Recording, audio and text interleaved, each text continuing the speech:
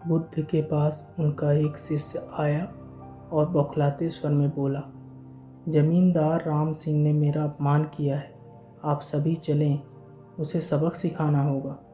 बुद्ध बोले, प्रियवर, सच्चे बौद्ध का अपमान करने की शक्ति किसी में नहीं होती। तुम इस बात को भुला दो। जब प्रसंग भुला दोगे तो अपमान कहाँ बचा रहेगा। शिष्य ने कहा, उसने आपके प्रति भी अपशब्दों का प्रयोग किया था, आप चलिए तो सही। आपको देखते ही वह शर्मिंदा हो जाएगा और क्षमा मांग लेगा, इससे मैं संतुष्ट हो जाऊंगा।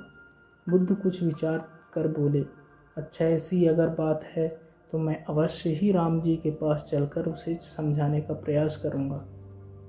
शिष्य ने आतुर होकर कहा, चलिए, नहीं तो रात हो जाएगी। बुद्ध ने कहा, रात आएगी तो क्या हुआ, रात के पश्चात दिन भी तो आएगा। यदि तुम वहाँ चलना आवश्यक ही समझते हो तो मुझे कल याद दिलाना, कल चलेंगे। दूसरे दिन बात आई भी और चली भी गई। शिष्य अपने काम में लग गया और बुद्ध अपनी साधना में लीन हो गए। दोपहर होने पर बुद्ध ने शिष्य से पूछा, आज राम जी के पास चलना है।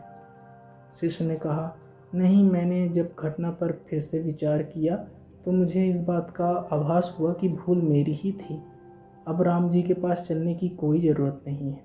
बुद्ध ने मुस्कुराकर कहा, इसीलिए मैंने उस रात को चलना अस्वीकार कर दिया था, क्योंकि तुरंत प्रतिक्रिया देने से बेहतर है कि हम उस पर विचार करें। अगर हम तुरंत प्रतिक्रिया देने से बचें तो हमारे भीतर की कटुता समाप्त हो सकती है और हमारे शरीर के भीतर की कटुता समाप्त हो जाती है।